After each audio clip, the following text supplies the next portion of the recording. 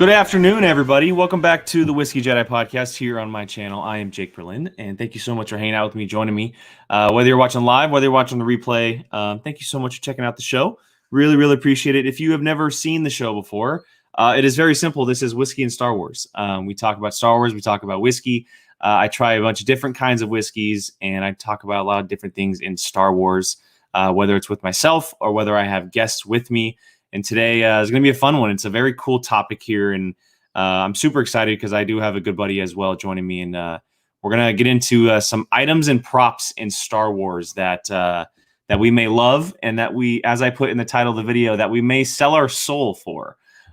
These are things in the Star Wars franchise that we, if given the opportunity, would absolutely do anything for. And we're going to talk about 5 of them. And because lightsabers are pretty much like a thing that overtake lists most of the time, we're going to keep lightsabers out of it for the most part. We're going to talk about one saber, and we'll get into it in the middle of the show. But for the most part, this is going to be a non-lightsaber list. We might get to lightsabers here soon. Maybe he'll jump back in. We'll do a five lightsaber list or something like that. But we're going to talk about some items and props. So let me go and bring him in real quick. I had a good buddy with me, and he is Mr. Dom Brown is with me. What's up, man? What's up, man? I'm excited to do this. You know, when you asked me on, I was like, oh man, what am I going to come up with? Luckily, 2 minds are better than 1, because I had my girlfriend help me. I was like, man, I'm going through a list. I'm like, what should I do? What should I do? And she actually said the prop idea, so I got to give it up to her. No, dude, that's awesome. So for those of you who may not know, what I do here on the channel is all my guests, they choose the topic. I have them, and Dom sent me like a paragraph of like 7 different topics. All right, which one? Which one? It was, I mean, it may have been like a full double space, 12 whatever. It was great though. I mean, it's good ideas for the future. We have at least 6 episodes in the can now that we have all these topics to talk about, which is good. I'm here to help, you know. I'm pitching ideas. That's it. Yeah, no, I'm super excited about this one though, because props and items aren't really things that are talked about too much. Obviously, like you want memorabilia and you want like that type of stuff, but like things that you would literally do anything for. And not including lightsabers is a big part, because everyone goes for the hilts, right? Everyone goes for the lightsaber hilts. So we're keeping that out of it, and that's kind of a cool little aspect. Yeah, I would just say, like, what would our list be if lightsaber, like, there's one thing that's not a lightsaber on our list after that, you know? Yeah. But I thought it was a cool idea. Obviously, just looking in the background, you're a collector. Yeah, you I got a bunch of cool little random stuff back there, that's for sure. I figured I collect stuff as well. In the background, that's not mine, but I don't collect plants, but my girlfriend surely does. But yeah, mine's not allowed to be seen. It's in a room, in a closet. That's fair. But I figure that's something that we both have in common. That mind state. We also have whiskey in common as well. The two of us are big whiskey connoisseurs, if you will. And today we got some rye whiskey that we're drinking. 2 different bottles. I got one, you got one, but we're stepping into the rye whiskey realm. What do you got over there? I'll bring it into frame here, but I got a bottle of, it's called New Riff. It's out of Newport, Kentucky, which is just across the river from Cincinnati. So I actually went to this distillery. Cool story. I went to remember opening day, like when baseball and you could go to sport? Yeah. So the last opening day you could go to, I went to Cincinnati. Cincinnati for opening day is amazing. If you like baseball, it's a party and a half, and you should go. But went to this distillery right across the river. We actually stayed in Kentucky and checked it out, and I loved it. And I cannot find this bottle anywhere that I know of except for Napa. And my dad went to Napa 2 weeks ago and brought me home one. So I'm breaking it open for the show. It's a super cool looking bottle. Is the color black, or is that the bourbon or the whiskey? Okay, so no, the bourbon or the rye, that's the color of okay. This is just the bottle right here. So is it like a matte kind of finish? Yes. So That's it's all awesome. matte up top, and then you can actually see That's cool. more amber, normal whiskey colors. Nice. I've had a whiskey on the show before. It's called the Burning Chair. It's from Napa. I don't know if you've ever heard of it. It's a wine infused whiskey.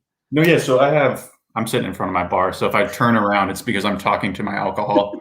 But it's Savage and Cook, right? Or Cook and Savage is like yes. Yeah. So I have a It's not Burning Chair, but I have something from them as well. Yeah, it was pretty good, but that's the only Napa one I've had. It's super cool because it's local for us too, which is really nice. Yeah. So. And for me, I just went super simple today. I've never actually had it before. I went with Templeton Rye. I went with Templeton Rye here, the good stuff as they call it. I've heard a lot about it. I know it might not be like the most popular brand, but I wanted to give it a taste, and it was in my bar already. So I was like, I'll pop it open since I've never done a rye on the show. And I'm super excited just because I've done 21 episodes, and this is the first rye I'm getting to. And I know that a lot of people I talk to, they prefer rye because it's much more when it comes to cocktail versions, not straight whiskey. I mean, I was going to start questioning your credibility if you're going 20 episodes without a rye.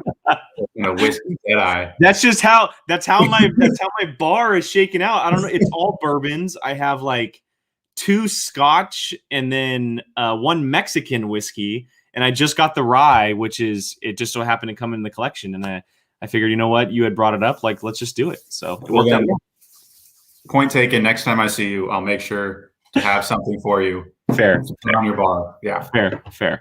All right. Well, if you're ready, I'm ready to pour a glass, and we can get into some Star Wars, man. Oh, buddy. I had a long day. I was working in a trench for 75% of it, so this is great. This is magic. Yeah, you said you've been out in the sun all day. Yep. Yeah, it was an all office day for me, unfortunately. Oh, here you go. Brandy steps in right here. I've always wanted to try New Riff. There you go. Hey. Brandy is she's a big part of the podcast community. She follows a lot of the shows that I do, and she is the biggest whiskey connoisseur outside of Sean Sullivan that I've had on the show so far, and she's always popping in with new recommendations and stuff. So she's a good one to talk about whiskey with. And then obviously Rachel from Apocalypse too. Hey, it's Tom. There you go. Hey. All right, man. Well, cheers. I'll take a sip and try this Templeton real quick. Thank you again for joining me, popping in and hanging out. Super, super excited to talk some props. Oh, man. What do you think? I'm just warm inside now. Yeah. So mine's 100 proof, so I'm feeling, it's gonna nip me, and it did, but I love it. I love the rye spice. I'm totally know what I'm drinking. So yeah, I don't drink rye too much. I think I need to try it more, but I don't drink it too much, and it definitely has a lot more kick than I'm used to just because I drink bourbon usually. But I'm not against it at all. So well, this is 95% rye. And then just in case you're wondering what the other 5% is, it's malted rye.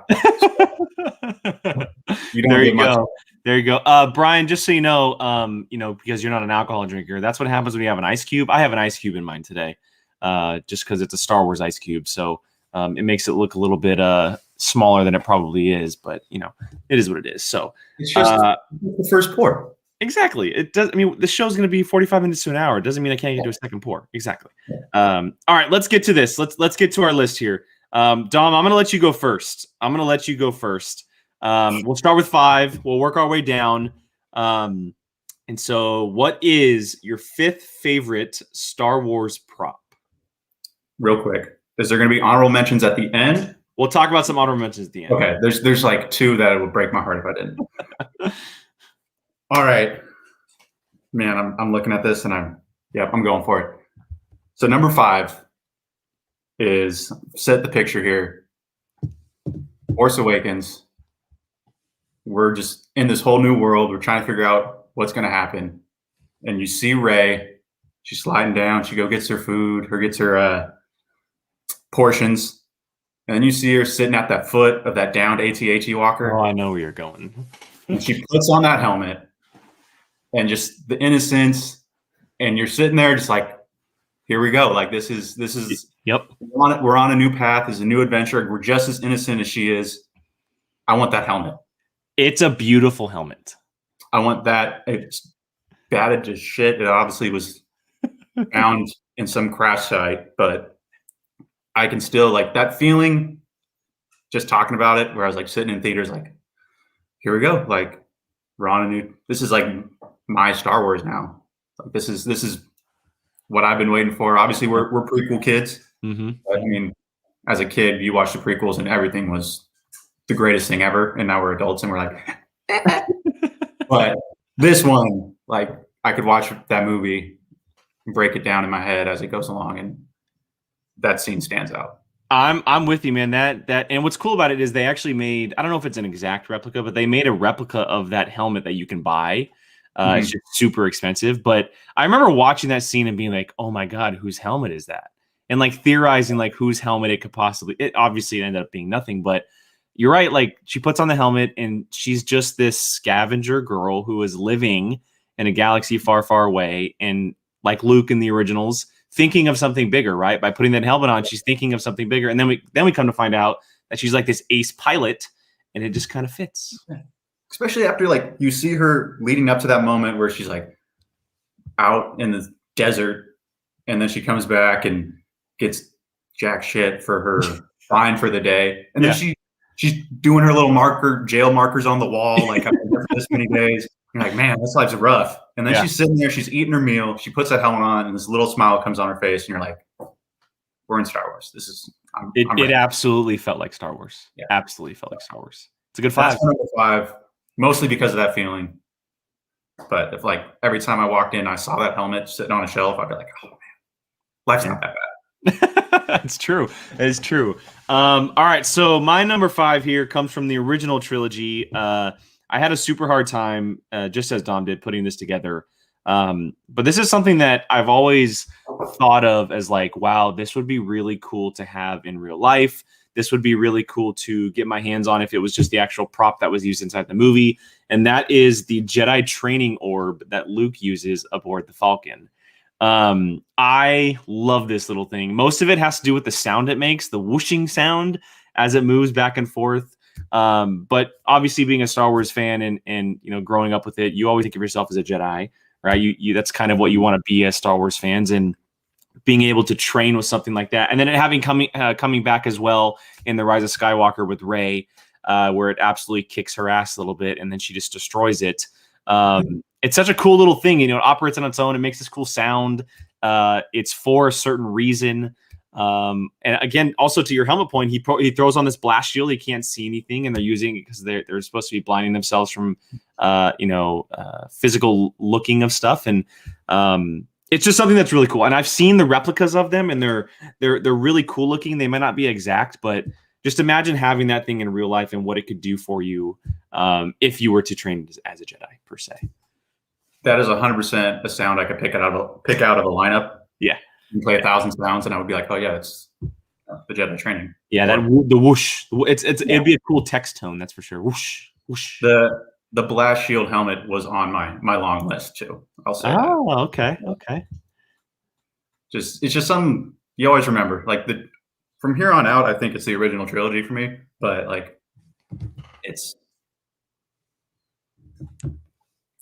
okay. I see the look. I did put in shows. I made sure I said movie or show props. Yes. Mandalorian is available. Clone Wars, Rebels, if we'd like to, they are available. I figured you might. You know, there's one in particular at some point that I'll talk about. So yeah. All right. What is number 4, man? Let's shift gears to 4. Number 4 is just. It was like the reason I wore a seatbelt as a kid, and that is Chewbacca's bandolier. But you can't have one without the other. Bandolier and his bowcaster. Like, what's the bowcaster is so iconic. It is so iconic. And I specifically put, again, Force Awakens, right when he shoots Kylo after he kills Han. I want that one. Even though, like, I picture it as from the original trilogy, I was like, if I could have those two together, that's the one I want. It's a good one, and I also love when I think of what is it? It's called the chandelier. What is it called? Bandolier is like, I think that's technically the bag part of it. Okay. So, but I remember in Solo, the stash part of it. Yeah, I remember in Solo when he got those for the first time and he threw that over his shoulder at the campfire scene in the movie. I was like, that's it. He got it. There it is. Yeah. I literally remember putting seatbelt on as a child and just thinking it was Chewbacca's sash. Like, that was like, I'm Chewbacca. I'm riding in the car and I'm Chewbacca. And then just pretend that I'm in a spaceship. And they even make the seatbelt covers for him now. which I is have why seen it's those. popular. I've seen those, yeah. Yeah. No, that's a good one. I thought about the bowcaster. Bowcaster's on my above 5 list, strictly just because of how iconic it is. I know that with Star Wars we talk about blasters a lot, and to me that is like top 3, possibly top 2 blaster of all time. That thing is, and it's a lot of it again going to Force Awakens is Han's reaction to using it. Right? That's someone outside of Chewie using it for the first time, and they feel how ridiculously powerful it is. It's like, I want to get my hand on one of those. Yes. I was so pumped when that happened. Obviously, it was like this little fan service type of moment, but I was like, that was all I needed in life in that minute. It's like, oh, Han is using the bowcaster. Yeah, like, do this for 10 minutes. I'm totally fine. Just start firing off shots. Just start firing. Yeah, he's just in the background. Everyone else, it's on the new screen. Han's just in the background, just shooting up bowcaster bolts. Absolutely. All right, number 4 for me is a little bit more basic, but sticking with the original trilogy. For those who watch the other shows that I do, you know that I'm a big ship guy. Big ship guy. I play Star Wars Squadrons. It's kind of what I lean towards when it comes to Star Wars. And I simply would just love one of the original X-Wing models that they used in the OT. Just to film those scenes, I would love to get my hands on an X-Wing model. It'd be incredible. Just to have it, whether it's hanging up on the ceiling or in the corner somewhere. Just seeing how big they are, first of all, would be incredible. Kylo. Oh, you're gonna set my dog off. But X-Wings are iconic. That's what, when you see an X-Wing, you're like, oh, that's Star Wars. Or you get the foils, they're unlocking the foils as they make the Death Star run. And as much as I love lightsabers and the Force and everything, for me, I attract so much to ships and starfights and starfighters and all that stuff. And to get my hands on an actual X-Wing model that was used in filming would be like an absolute dream come true. Mm-hmm. He's going to withhold his comment till later. Mm-hmm. All right. Well, since I said that, since you're going to hold your opinion on that one, why don't we go to 3? What is your number 3, man? So mine's also a ship. This one, I always loved this ship. I know that X-Wing is the most popular, and I would, slap my mother for an X-Wing model, but I wouldn't be that mom if you're watching. I'm just kidding. But I always loved the A-Wings. A-Wing is my favorite ship. Okay. It's my favorite. But we never actually see it until like later on. I specifically want the Green Leader, Arvel Crinid, the one that crashes through the Super Star Destroyer. Yes. In Episode 6. That model specifically, handed over by George Lucas himself. Yep. And I could die happy. But yeah, that specifically, I remember, I can just play that scene out in my head. That was when I made the props, like, hey, let's do this. That was like the number one thing that I was like, I want an A-Wing. That was it. Like, a lightsaber too, but an A-Wing. A-Wing is 100% my favorite ship. Every time we play Squadrons, or I play Squadrons, that's exactly what I go to. It is. I just love how agile and quick and maneuverable they are, but also how powerful they are at the same time. Plus, they just look really, really cool. Yes. You played Battlefront 2. Like absolutely. Absolutely. And all the space missions? Yeah. Okay. My brother, obviously, he'd get the bomber and start bombing everything because you get more points that way. Yeah. Yeah. And I'm just in the A-Wing trying to kill like everything. I just go to shoot people. That's all I do. Get like 7 kills. He's got like 150 points. I'm like, dude, I helped. But A-Wing is the best. Agreed. Absolutely agree. I wish that they were used more inside the movies. And it's funny because in The Last Jedi, we got an extremely cool pilot, Tally, who was an A-Wing leader. She was and then she died in the opening scene, or I guess opening of the movie, not opening scene, but opening of the movie. Yeah. And we haven't really seen like A-Wings being used to their potential because they're such cool ships. They're so cool. I feel like a chase sequence with an A-Wing. It'd be bonkers. Yeah, let's just give it some love. I hope that Rogue Squadron is where we really get to see an A-Wing. Yeah, I'm hoping that it's just. I mean, not that I love the Fast and Furious franchise, but like A little Fast and Furious in space. Like just I said Top Gun in space. Top Gun in space. I like that better. I like Top that Gun better. in space with a bunch of Star Wars ships. And Tom Cruise. Give me Tom Cruise in the ship. I'd be down. I'd be down. Make his call sign Maverick. Make his call No, sign. he wouldn't do it because he's like, no, we're not actually going to space. I'm not doing space. That's so Elon true. On board. We're going to space to shoot this. That is so true. That is so true. All right, number 3 for me goes back to a love of a character that I've had for a very long time. A character who has not gotten a lot of love until recently. Someone who a lot of people thought was a joke up until about 6 months ago. I want original trilogy Boba Fett's helmet. I love Mandalorian helmet. I love the repaint he got, but I want old school, beaten and battered, dent in the helmet Boba Fett, the guy from the original trilogy who I believed was a badass, and a lot of people knew or thought that he wasn't a badass because the way he died. Yes, he or quote unquote died, I guess. Yeah.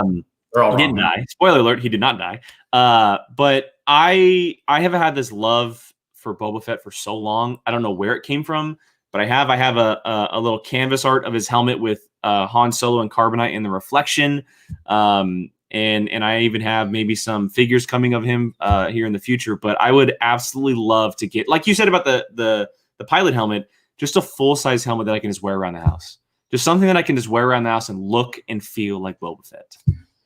Yeah, that's what's scary about my list is I know that if we got these items, we'd have to pay a stupid amount of money. But then we'd actually use them. We wouldn't put them on like a display case and like keep them safe. I'd be sitting on the couch eating cereal with this gray helmet on. Every time I put Star Wars on or doing something, I would absolutely have the helmet on.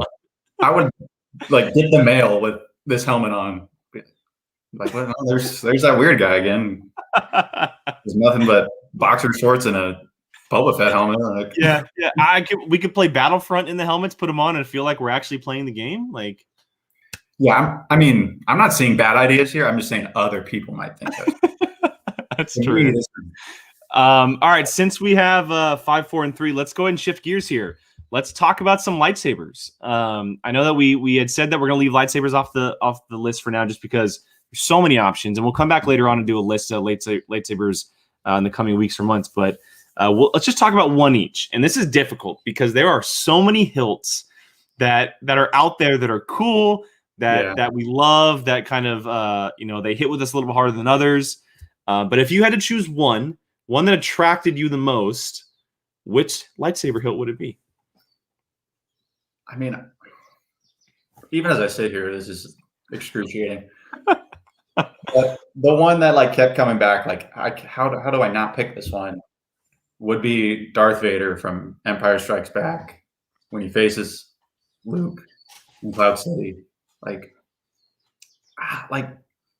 when you think of Star Wars, you think of that scene. Mm-hmm. And so I would just have to sit. I'm like, man, I want like Darth Vader's lightsaber for one is just iconic, but specifically Cloud City scene. Like, yeah, I'll take that 9 times out of 10.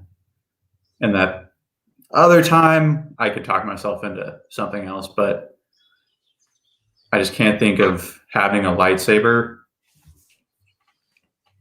That wasn't that one. It's hard. So does that mean that you lean towards more of a red crystal? Maybe because like in my top 3 would also be Darth Maul's. Okay. Yes. But the one I fight with would be Luke's saber from episode 6. Return, the new one. Yeah, the green one. The green saber is so much fire. Yeah. And then specifically from the throne, or not the throne room scene, but with the Emperor. Oh yeah, at the end of Return. From that scene. Yeah. It's good. It's good. I love how much resemblance the Vader hilt is to the Skywalker hilt. How close they are, which is why I like them both. But I have to grab something before I reveal which hilt is my favorite. So hold on one sec. All right, I'll pass the time. It's not too long. It's just right here. You can't see. It was an excuse to take a drink. So I had a thought of what my favorite hilt would have been, and I guess I can spoil this for whenever we do our lightsaber breakdown. But I thoroughly love Rey's hilt at the end of Rise of Skywalker from her staff. Yeah. I like whenever they make that hilt, whenever it becomes available, that's the hilt that I want the most. I think it's just so unique and different, and it plays with her character more than any other hilt in like the history of Star Wars because it's from her staff, it's from the thing that she had most. But when I think of favorite hilts, there's a couple come to mind, but there's really one set that comes to mind the most, and that is none other than Ahsoka Tano's from Star Wars Rebels. These hilts, and Mandalorian, now that she is officially in live action. Yes. I have always seen myself as someone who would use two and not one, and not a double bladed, so nothing like Maul. I don't think I have the ability to use something like a double bladed lightsaber. It just feels like it would be death waiting to happen for me. But something like this would be very, very close to what I feel like I would be as a Jedi. And I love the curved, and I loved how one is much bigger than the other because of the way that she holds them. It's no secret to many, but Ahsoka to me is like what a Jedi is supposed to be. And so maybe that's a little bit of a biased opinion coming from it just because I love her so much as a character. But it would, if someone was to put a gun to my head and be like, what is your favorite Star Wars hilt of all time? It would absolutely, no question, be Ahsoka's Rebels hilts plus the Mandalorian, seeing her live action for the first time. Yeah. I mean, it's cool to talk about this because I think on my side, I'm leaning a little bit more to like the cinematic setting of the scene where you're just like, this looks fucking cool. Yep. Which, I mean, I'm not arguing with you. But I just think it's like that iconic scene of just them duking it out in Cloud City. I'm like I wouldn't even care what it looked like. I was like, oh, this is the lightsaber he used? Like, just from like a nostalgia and just that collector mindset, I'm like, oh man, that's the one I gotta have. Yeah, and that scene to me is the greatest Star Wars moment of all time. Like the whole sequence of father and son finding out that it's father and son, Vader chopping the hand off, Luke losing the saber in his hand and finding out that his father is this dark lord. Everything about it is so cinematic. And so I can totally understand why the scene takes precedence over everything. That's absolutely believable for sure. All right. We're down to the wire, man. We are down to the wire. We have two left. Let's go ahead and get to number two. If you don't mind, man, what is the runner-up of your list? Number two is probably like how you felt about Boba Fett during the original trilogy is how I felt about these guys. And there's just no reason to feel this way about them because all they did was stand there. But that's the Emperor's Royal Guard, the Red Guard. I just want the full get up. So do you want the costume? You want the costume? Yes, just head to toe, the robe, the helmet. Obviously, like we saw a little bit of them in action in the throne room scene, Last Jedi, loved it. But like in the original trilogy, they're just there, but they look amazing. So I want one of those, specifically, again, episode 6. Honestly, my list could just be episode 6. Wait, so is that your favorite Star Wars movie? That's definitely the one I've seen the most. I would say yes. I would say yes. Okay. And honestly, number 6 on my list is also from that movie. And that's going to be on my honorable mention. But specifically, the scene we see Darth Vader bringing in Luke to the Emperor, and they're standing right outside the little elevator. Emperor and Luke say some words to each other, and then he just says, "Leave us," and they like both about face and walk out. I want one of those ones specifically. Well, and what's cool about him is it's the first time that we had seen like such a color clash. Like it was this dark room, right? Everybody wears dark clothing, and then you see these two bright red characters that you have no idea what they do, who they are, or what they're there for. and it's still kind of a mystery until, like you said, The Last Jedi, where we got a little bit of a I guess thing from them, if you will, with the Praetorian Guards. But did you ever notice how absolutely towering they were? Huge. Like, they felt like they were like 9 feet tall. Huge. From the same movie, obviously. But when the Emperor arrives and there's just a sea of stormtroopers, and they come out first out of the ship, like, I would take one of those as well. But like that scene where they are just a head taller than all the stormtroopers, it feels like maybe that's just camera work, but it's like, oh, they look so cool. You're going a little bit towards the dark side on this one, man. A lot of dark side stuff. I just like cool shit. I'm not going to apologize for that. That's fair. That's fair. That's fair. All right, number 2 for me is a little bit of an unconventional one, but I'm going back to the ship realm here. And no, I'm not picking the Millennium Falcon. That's on an honorable mention. I'll say that right now. If someone had watched my previous Star Wars show from Apocalypse Movie called Padawan Podcast, they might know my love for this kind of sequence. But I'm going to the Phantom Menace. I'm going to the Phantom Menace, and specifically, I'm going to choose Anakin's pod racer. Okay. I want Anakin's pod racer, whether it's full size, model, I don't care. I want it sitting in my house, my backyard, my garage, somewhere. I want Anakin's pod racer almost more than my number 1. It came very close to being number 1. I'm a car / like car movie / race movie type of person. That's just what I am. And seeing that in Star Wars to me has always just been incredible. And so it was an absolute no-brainer that I had to include this on my list. Like, I would think that if we could afford these items, space wouldn't be a problem. Yes. If there's like, oh yeah, I have an extra $225,000 to buy a, stormtrooper helmet. Like, I don't think we're worried about space. Absolutely, absolutely. That's interesting. Interesting. I'll save it for honorable mentions. Okay. Fair enough. All right, let's get to the big one here.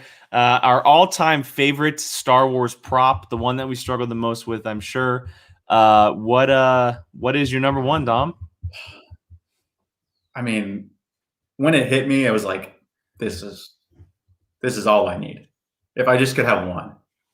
And that would be, I feel like we might have it. I don't know why, I just have a feeling. But it's Han and Carbonite.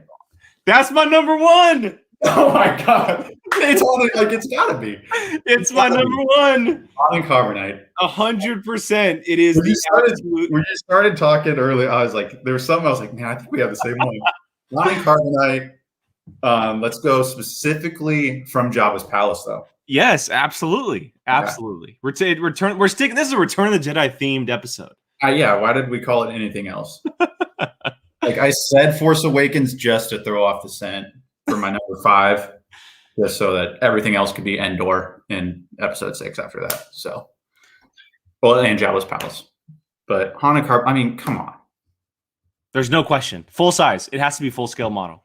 Like first thing when I walk into my house, it's just Han and Carbonite. Yes, it's a selling point. Absolutely. Sold the house, like it's going to be in the wall. It's unmovable. It's there.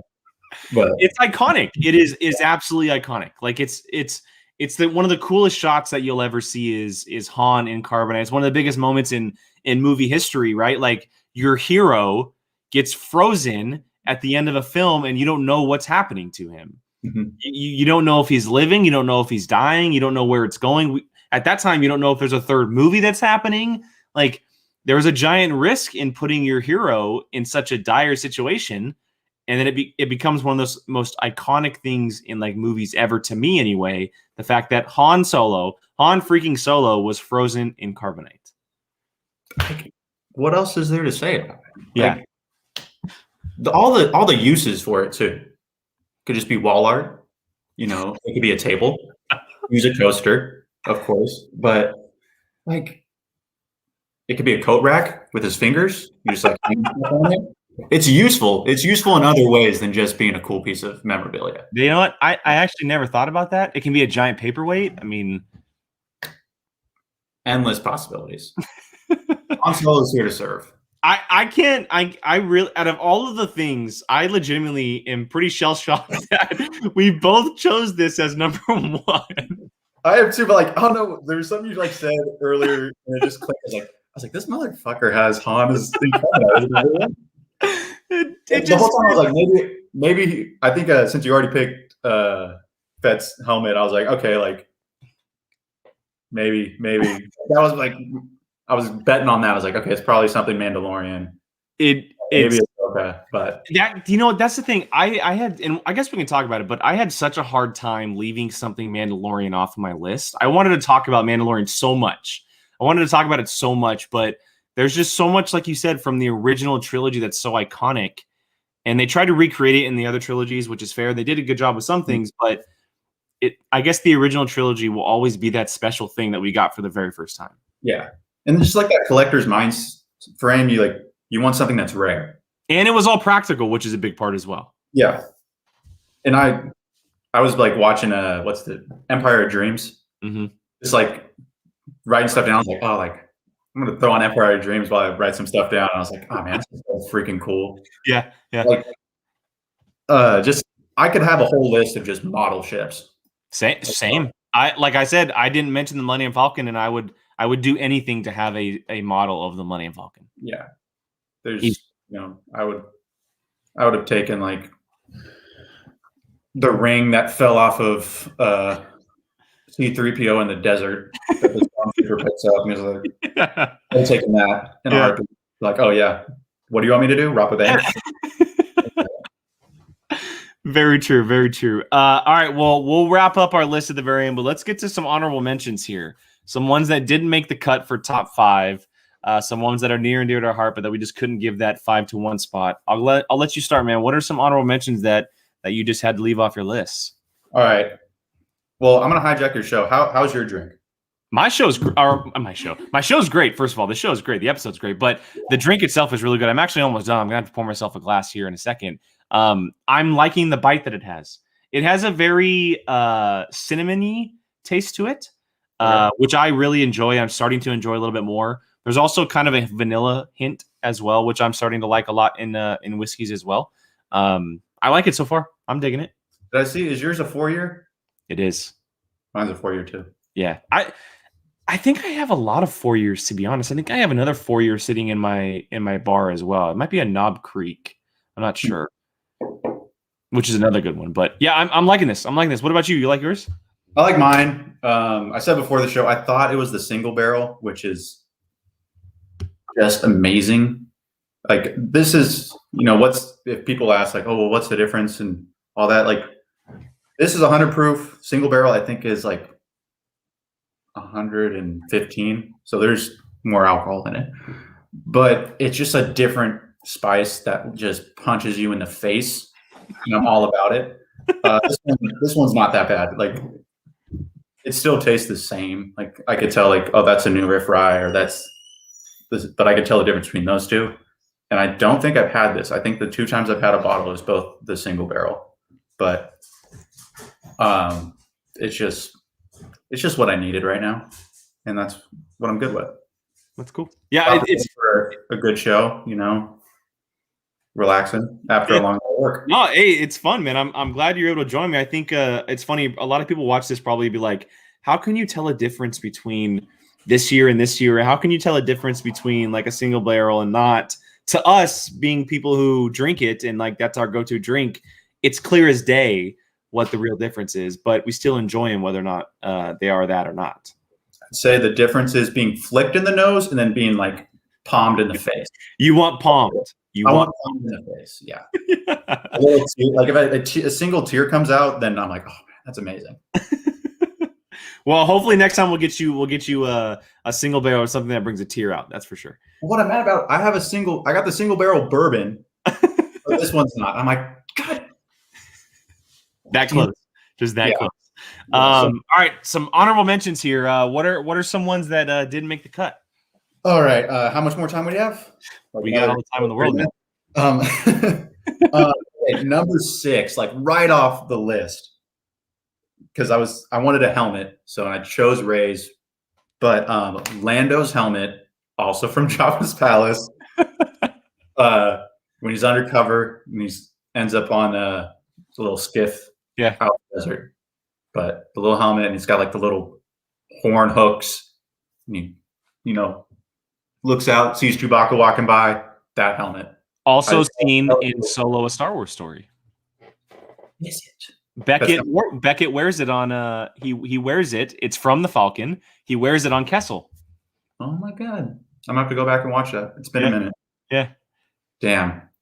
I'm trying to remember if I noticed that at the time and just forgot it, or no. Like it's just totally. I totally don't remember that. It's a really cool callback. You don't see him as much, but he 100% has it on.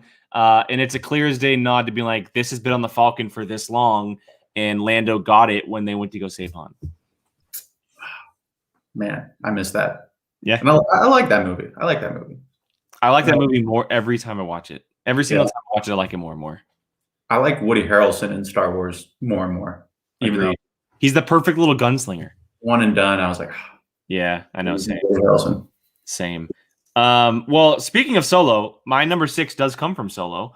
And so the character of Enfys Nest is the Marauder, if you will, and she has a weapon called the Electro Ripper Staff. I am obsessed with Electro Ripper Staff because it's not a gun. It doesn't shoot anything, but it is the most badass thing that I have ever seen as far as a melee weapon outside of a lightsaber. It can cut through wires. It can cut through metal. It sounds amazing. Plus, she's a badass character that I hope we see in the future one day because her story, there's tons of it there. But she has this incredible weapon called and it's got the coolest name, the Electro Ripper Staff. Like, that's just badass. If I could just put that up in the corner of my room, I would. I would never be allowed to. But if I could, I would. And that's the one that was closest to making the list. I feel you on the never be allowed to. So many levels. Yeah. So many levels. I feel you. What about another one? What's I can just run through the ships. Like, of course, like Slave One, no duh. That was on mine as well. X-Wing, yada yada. But I always loved the snow speeders and Battle of Hoth. And if I could have like another ship, I just would want a snow speeder. I had the Lego of the snow speeder. Yeah, it was awesome. I don't know why. Again, Battlefront. You use trying that mission was so difficult. Oh my goodness! And like shooting them did nothing. Yes. I'm telling you, I'll give you a week. Go play Battlefront 2 and just try to kill something by shooting it. You might blow up 2 ships. Absolutely. Like 2 AT-AT walkers. Absolutely. Give you a week and you might blow up 2. But it's like, oh my goodness. But I always thought they were so cool, and I think my love for them grew a little bit. Empire Dreams, they had you'd see them messing with them, and I was like, oh man, that's so cool. And it's like this big, the little models, and I'm like, oh yeah, I can put that wherever. Centerpiece on the table, like it's cool. The snow speeder is a good one. I'm gonna go to the Mandalorian. I'm gonna go to Mando here. And it's very simple. I want a piece of Beskar. I would love a piece of Beskar. Just not even a formed piece of Beskar. I want the square cube of Beskar just to put up somewhere. I don't know where I'd put it. Maybe it's the paperweight I'm looking for or the coaster I want. But I would love a piece of Beskar from the Mandalorian. What do you think they're really made out of? Is that a known fact? Like, I'm sure someone could be like, "Oh yeah, the prop is actually just like a piece of cardboard." It's super sad. So I would imagine they're honestly, you know what's funny about it? It's probably painted styrofoam. Mm-hmm. Because cardboard may not form as well as styrofoam would because it's so square, right? It's such cut corners, and it even has like this jagged look to it as far as the metal is. It's interesting. I would wonder if they would actually make it out of something that's pretty heavy for them to deal with while they're filming. But I have a feeling like it's a TV series. Let's save as much money as we can where we can. Let's just make it out of styrofoam. Yeah, we got to spend, $1 million making the Great Dragon. So let's not exactly use real steel for the Beskar. Yeah. You got any more? I know you got a big list, but you got any more? I mean, no brainer. Just Grogu.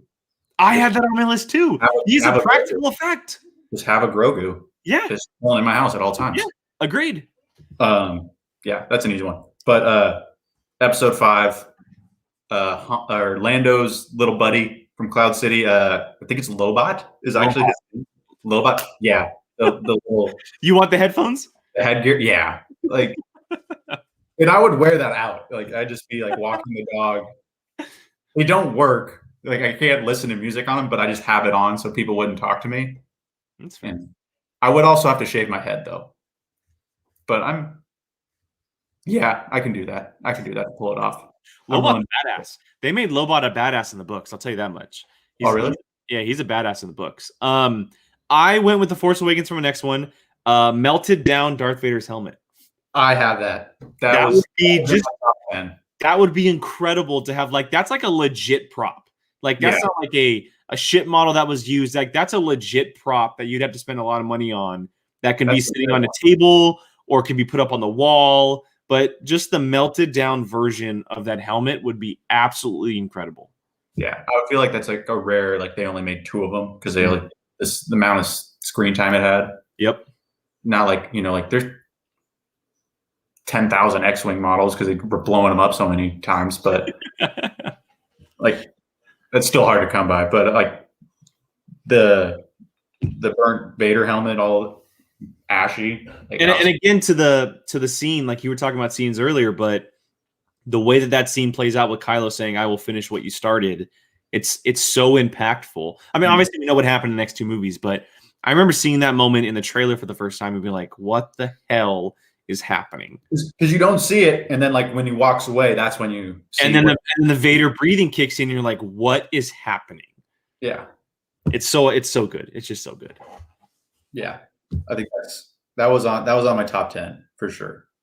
I also thought something cool would just be a speeder bike from Who Wants to Guess It? Jedi. Episode 6, everybody. Episode 6. But I would hook it up like one of those little machines out in front of a grocery store where you got to put a quarter in. And I just get rocking on my speeder. Make it a ride. Yeah, it wouldn't go anywhere. It would just walk and like break down every 2 weeks. But like, yeah, I got a speeder bike. That's fair. Fair. I don't have a bed, but I have a speeder bike. Something super simple. Han's dice. The dice that he has that are hanging up in the Falcon. Yeah. It's like it's like a rear view mirror, little accessory. And being a car guy, ship guy, I think it'd just be cool to have. And it'd be coming back in Solo as well. The dice would be cool. Coming back in The Last Jedi with Luke and Leia, obviously, which is big. That's a callback I do remember. Yeah. So the dice, it's something really small, really simple, but a prop that I would absolutely love to have from the movies. Yeah. Let's see, what else did I have on here? Episode 6. Let's just get all my episode 6 out of here. The thermal detonator that Leia pulls out at Jabba's palace. Yep, that's good. Do I have any other ones? Do you have any prequels? I do. Oh, this was on my top 10 list. Okay. A Jedi Council chair. Oh, that's good. That's good. Jedi Council chair. That's good. Don't know where I'd put it, but I would say specifically Mace Windu's. So I was thinking of like who I could pick. Yoda's would just be too uncomfortable. Too small. Yeah. So I was like, me and Mace Windu have a similar build. Me and Samuel L. We're buddies like that. But I was like, yeah, I'll take Mace Windu's chair. I could see that. And let's go from Attack of the Clones, because Attack of the Clones needs some love. I just watched it the other day. It was on TV and I watched it. They had a Star Wars marathon over the weekend. Oh. Yeah. There you go. We haven't mentioned one yet, and I'm surprised, but I'm gonna pick a droid. I'm going R2D2, man. He's a prop. They're props. Yeah, it definitely came to mind. They're props, and he's not in the top 5, but let's remember, and I'm choosing R2D2 specifically because, again, in Return of the Jedi, he's the best barkeep that you'll ever have. A little bartender. Wow. Dude, I'm actually gonna have to think about investing in one of those. Wow. Yeah, on Jabba's barge, he's a barkeep, man. I blew it. That's gonna be the one I lose sleep about. I was like, damn. I really thought about R2, but I didn't really think about all the other services that he could provide. I mean, he shoots lightsabers out the top. He can light someone on fire. He can zap someone. He can be your little security droid, but he can also serve you alcohol. Yes, he'd be a great little exterminator when he's shooting that little. Exactly. He's like the little vacuums on steroids. We just bought one of those actually, so I know exactly. Man, I'm gonna lose sleep about that one. Like I'm wake up in the middle of the night and be like, could have R2D2 serving me drinks. All right, let's do. How about this? Let's do two more. Two more. I'll go one from the newest trilogy, and that is again Force Awakens. Before we see Rey's helmet, we see Finn with the bloody helmet. I want that one specifically. Yeah. We're not talking replicas here. Want the movie quality prop and just iconic. Yeah. Like there's toys of that. But I'd be like, oh yeah, I got the bloody Finn helmet. It's the first time that we had ever really seen blood from a stormtrooper. That is true. Which is big. So first time we've seen blood from anybody? I'm really trying to think right now. Well, in A New Hope, when Obi-Wan cuts the dude's arm off in the bar is true. True. So but outside of that, yes, lightsabers cauterize wounds, so we don't see blood. And blasters don't really make blood either, now that I'm thinking about it. I'm really trying to think of all the times there was blood in Star Wars. I think those are the only two times, actually. Kylo. I guess Kylo when he gets shot by the bowcaster. Yeah. You see the couple drops when he decides to gut punch himself. I guess JJ just wanted to implement blood into Star Wars. Yeah, I guess. That's a good one. That's good for him. Really sticking out. I will stick with the sequel trilogy, but I'm going to go to the Rise of Skywalker, and I want Kylo Ren's reassembled helmet with the red. I know it's not loved by a lot of people. I know the movie's not loved by a lot of people, but I thought it was a really cool addition to the character. I know that the way that they went about it as far as like almost rewriting what The Last Jedi did was wonky, but as far as just the look of the helmet itself, I think that it's really cool. It played to the character at the moment. Plus, I just love the way that the helmet operates too. So, you're in a safe space with Rise of Skywalker. You and I think, are the only people that I talk to that actually are okay with the movie. Yeah. I'm good. I'm good with it. Let's get it out there. The kiss sucked. All right. Yeah, agreed. Cool with, like pretty much everything else. Agreed. You know, I walked out and like I enjoyed it. Yeah. Sure, it was messy at times, but I enjoyed it. Yeah, but I mean, all the messiness of Episode 9 was built up from previous lack of storyline, 100%, lack of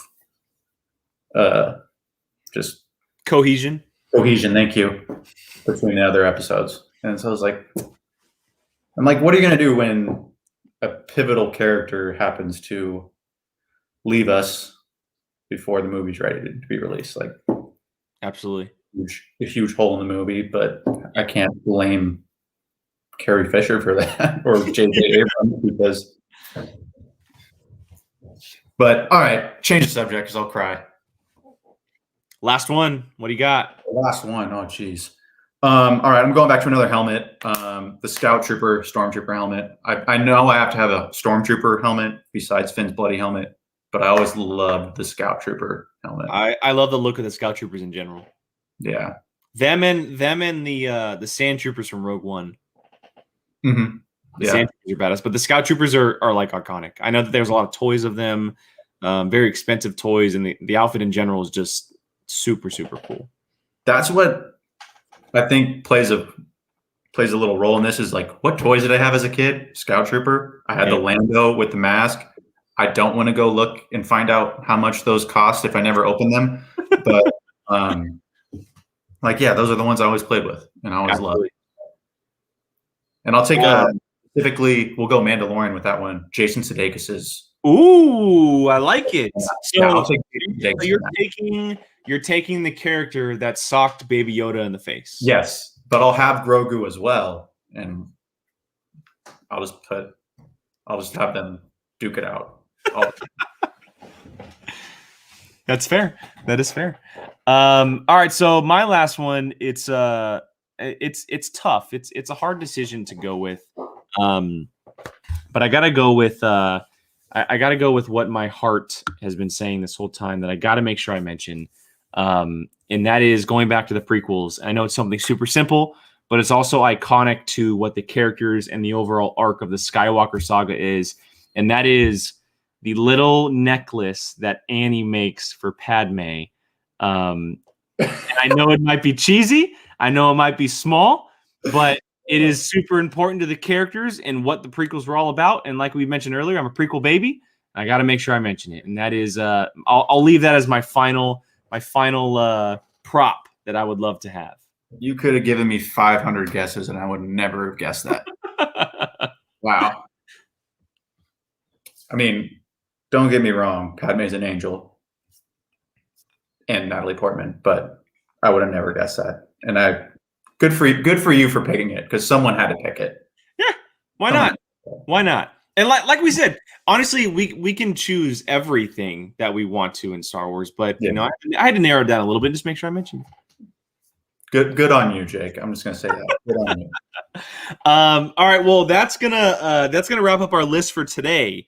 And emphasis on today, because Dom is 100% coming back at some point to do lightsabers. He's gonna do ships. Maybe even at this point do helmets. Maybe rank the best helmets in Star Wars. I'll have my publicist get in touch. Yes. Yeah. Well, again, Dom, I can't thank you enough for hanging out with me, man, for the last hour, joining me. I know you've been on some other shows with me, and this was absolute blast. This show fits us perfectly. Whiskey and Star Wars. It's a really cool conversation, and thank you for bringing the subject to me, man, too. Yeah, you got it. Well, again, I'll get in trouble if I don't. It was Sabrina's idea, but I was the vessel to bring it to the show. You're the middleman, and you get just as much credit. Yeah, there's a finder's fee, you know. Yeah, thank you, man.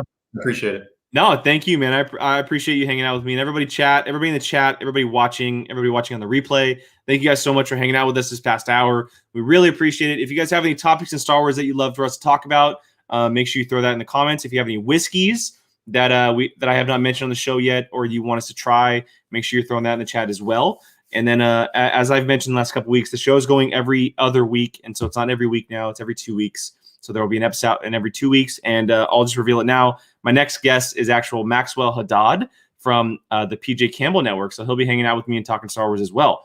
And like I said, Dom will 100% be back to talk some more Star Wars here in the future as well. So Dom, again, thank you so much, man. Appreciate it, and I look forward to our next show together, man. All right. Thank you. Thank you for having me on, and I'll be back next time.